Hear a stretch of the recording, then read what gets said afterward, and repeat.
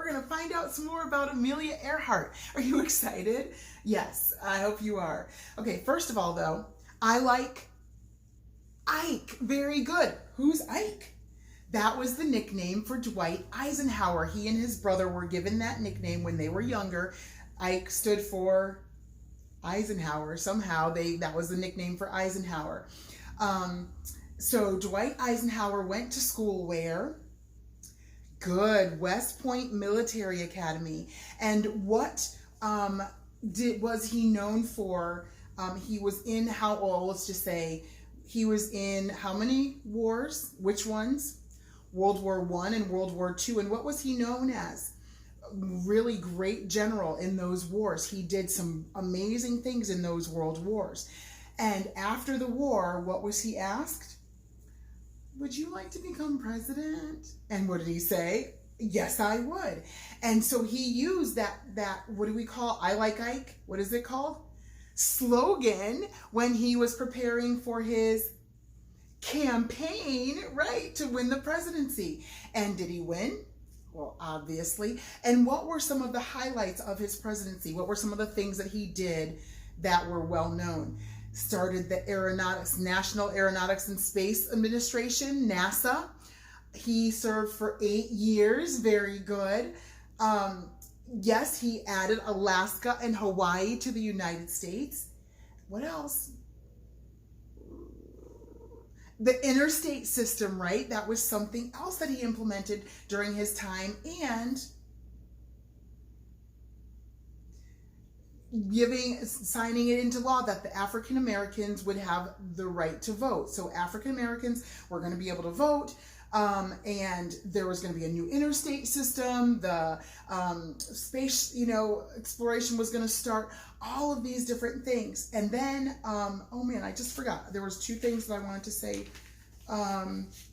about him as well. I totally forgot them though. What was it?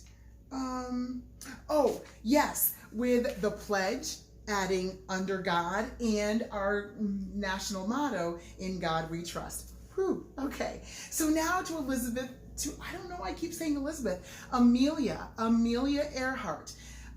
Amelia Earhart, what was she like as a little girl? She was very adventurous, right? She loved to go fast, and she was always doing the daring things. She loved having that opportunity. Well, she was able to do something that changed her life, basically. Even though she was always daring, she got to go on a roller coaster for the first time, and she just thought, this is the best thing ever. This is so awesome. I need to make sure that I'm going to have my own. I'm going to make my own roller coaster so I could ride it every day. She goes home, builds her own roller coaster. Doesn't work out well the first time, but she's able to, get it together where it actually becomes something pretty impressive. So she is just a lover of adventure and fun and going fast and all of that good stuff. But her parents did believe that it was important to send her to, good, some of you got it, finishing school, so that she could learn to stand like a lady and sit like a lady and sip her tea with her pinky up like a lady and all of those good things. But there were also regular subjects that she could learn as well in the finishing school, and she was able to really enjoy learning about these different subjects. Well, eventually time came where there are soldiers coming back from the war, and she's helping because they're sick, they're wounded, and she wants to help them out. And she does that. And as she's doing that, she thought, I think I need to become a doctor. I think that's what I should be.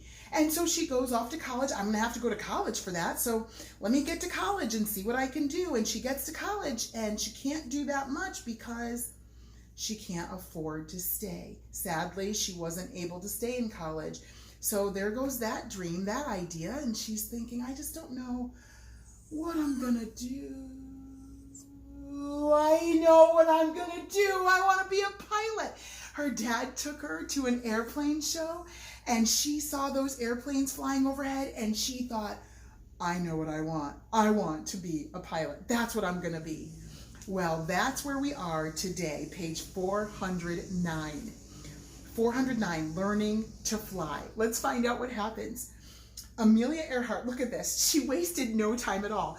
3 days. 3 days after going, 3 days after seeing the airplane, she decided to go to ask a pilot to take her up in the air. And a pilot took her up in his plane. And this plane had only 2 seats in it. It's not like our big planes today. This was the smaller planes like they had back then. 2 seats. And there was no covering over the cockpit, okay? The cockpit was open to the air. So she had to wear goggles to protect her eyes. Miss Earhart said about this trip, by the time I had got 200 or 300 feet off the ground, I knew I had to fly. Some people are like, oh, I don't know. Like the little boy on Xavier Riddle.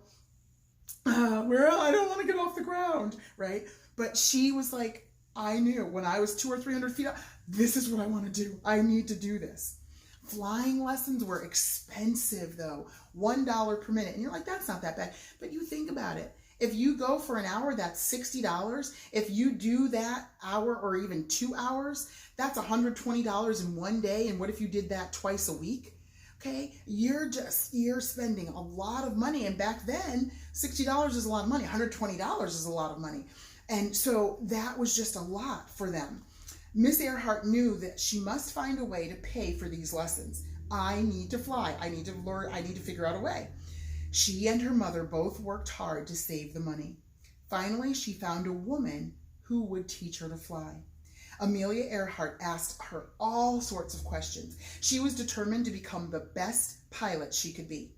If the weather was good, she's in the air. Okay, it's good weather. The sun is out. Let's go. Let's go. I need to go practice.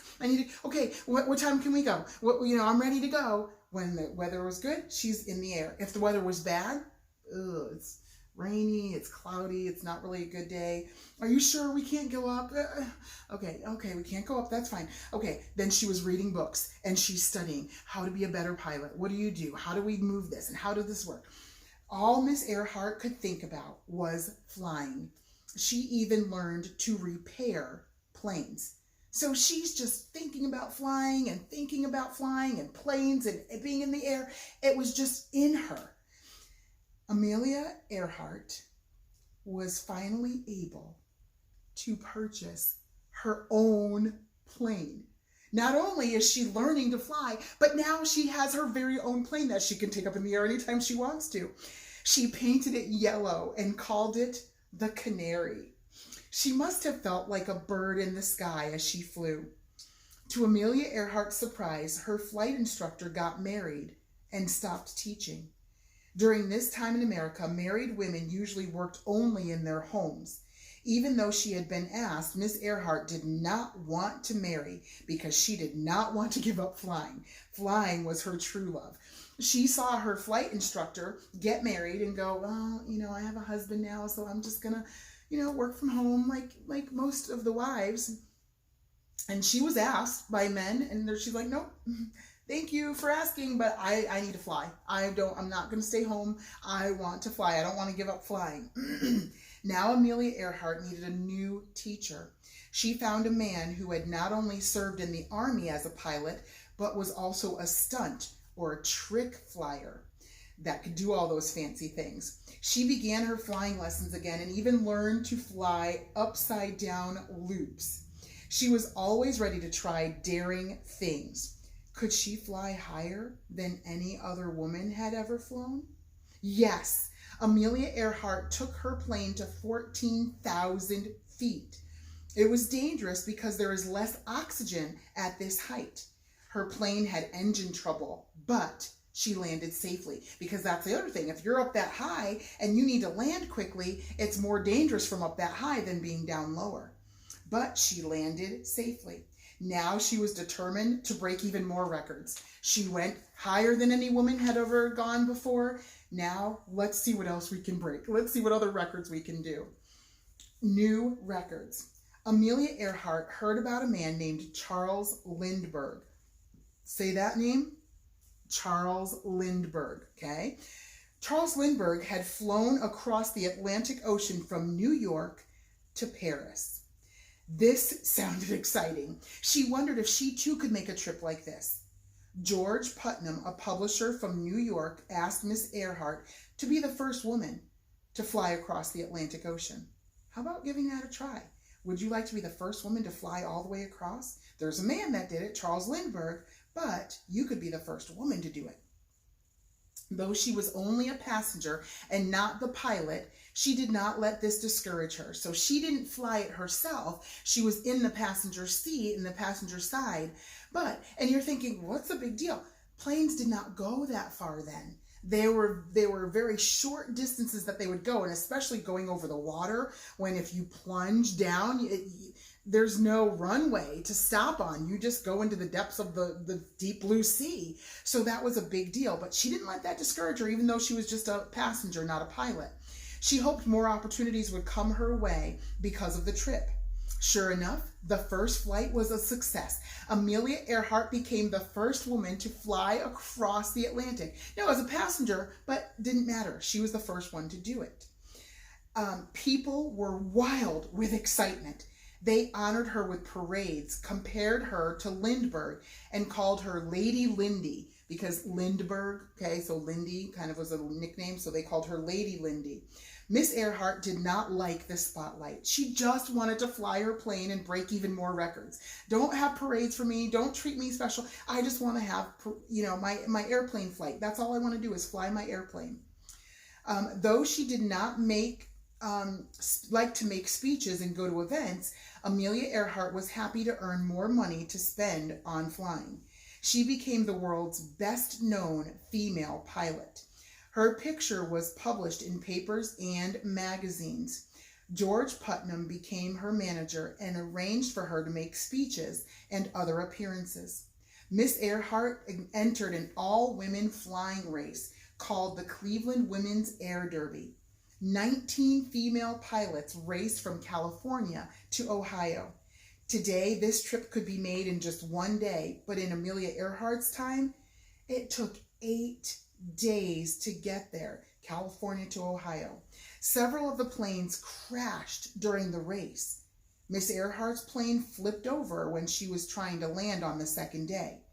That night, she quickly repaired her plane and was able to continue in the race. Only 11 of the 19 women completed the race. Amelia Earhart finished in 3rd place. Her friendship with these ladies encouraged her to start the 99s. It was just a club for women pilots, because back then there weren't that many. And so to be a part of something like that was a big deal. She became their first president. The group now has thousands of members all over the world, so it's still something that's around today. Amelia Earhart continued setting records. She set 3 different speed records. She flew a plane over 180 miles per hour, which was fast for her time. And today we know that jets can fly up to 700 miles per hour, so we can go much faster. But the planes back then, when they were just starting, that was a very fast time, and especially for a woman. And she, with her love of adventure and wanting to go fast, did that thing. So just a bonus fact really quickly, Charles Lindbergh made the first solo flight from New York to Paris. He had to stay awake during the whole 33.5-hour flight. Over a day, he had to stay awake. He flew through storm clouds and fog, and at times used only a compass to find his way. But he made it, and he won $25,000 for doing it. His famous plane, named the Spirit of St. Louis, is on display in the Smithsonian National Air and Space Museum in Washington, D.C. It's there, along with the plane flown by the Wright brothers at Kitty Hawk. So you could go to Washington, D.C. and see these actual planes. So just some really cool facts for you to know. All right, we'll find out what else happens with Amelia Earhart tomorrow. I know, I'm sorry, we have to wait, but we will find out the next time. Actually, Monday, we'll find out what happens to her. All right, take it easy. Have a wonderful rest of your day.